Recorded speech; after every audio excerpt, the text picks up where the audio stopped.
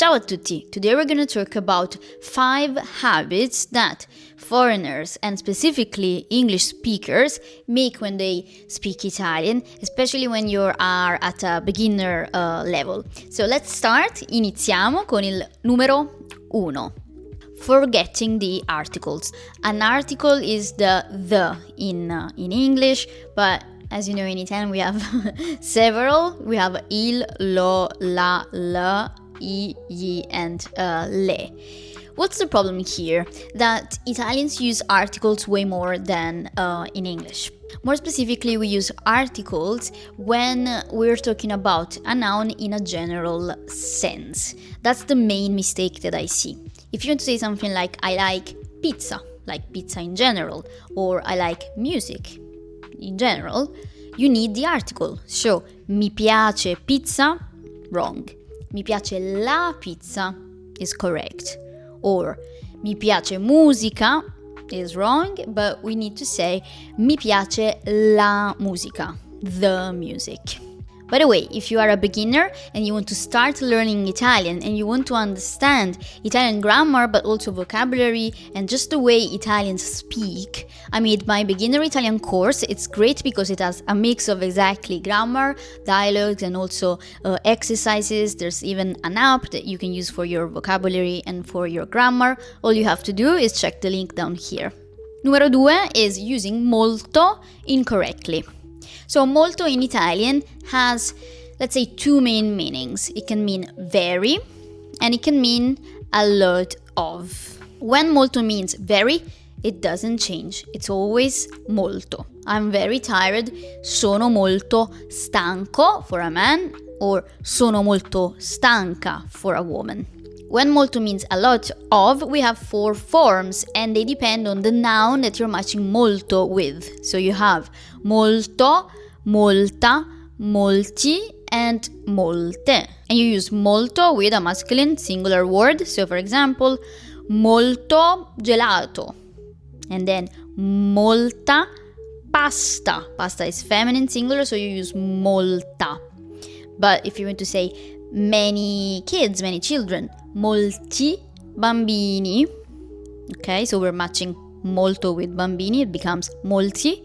And then a lot of girls, molte ragazze. Numero 3 is using troppo also incorrectly. So troppo, just like molto, can have mainly 2 meanings. It can mean too, or it can mean too much or too many. When it means too, it doesn't change. So for example, you are too clever. To say troppo intelligente. Troppo, always the same.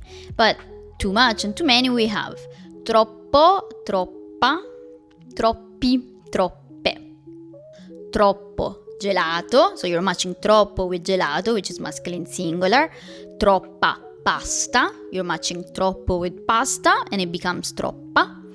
Or troppi bambini, also here you're matching troppo with bambini, and troppe ragazze. Numero 4 is not understanding the possessive structure in Italian. So what I mean is that in English you often can use this S structure, like Anna's car, Mario's daughter, my mom's boyfriend. In Italian we don't have this structure. Anna's car has to be the car of Anna. So it is la macchina di Anna. Marco's book, you need to say the book of Marco. Il libro di Marco. E numero 5 is focusing only on input but not much on output. So when you're learning a language, we can talk about 2 things, input and output. So input means basically the language that you kind of like put in yourself by listening, okay, and by reading.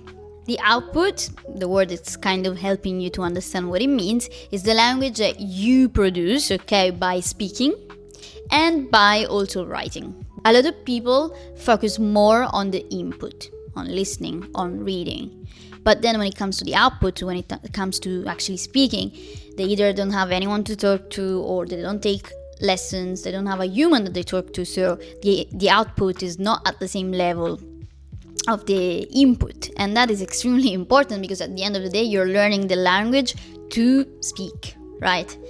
The language is used to communicate with others, and so it's always important to have 50% input and 50% output. Otherwise it's going to be a situation where there isn't a balance and you're not going to actually be able to speak.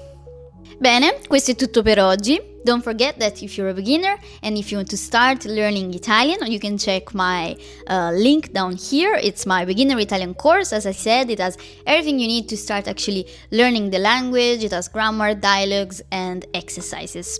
Ciao ciao!